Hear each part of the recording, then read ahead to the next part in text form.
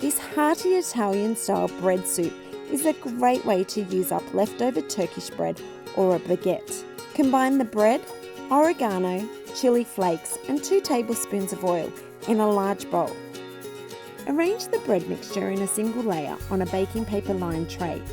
Then bake in a preheated oven at 180 degrees Celsius for 8 to 10 minutes, turning occasionally or until the bread is golden and crisp. While the bread is in the oven, heat the remaining oil in a large saucepan over medium heat. Add the onion, pancetta, carrot, celery, zucchini and garlic and cook stirring for 5 to 7 minutes or until the onion softens and the vegetables are tender. Add the tomato and wine. Bring to a simmer, then add the stock and tomato paste.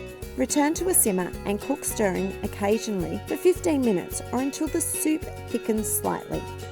Tear half the bread into small pieces and stir into the soup. Season with salt and pepper.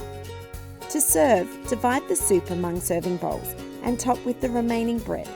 Serve immediately with basil pesto, oregano and finely grated parmesan.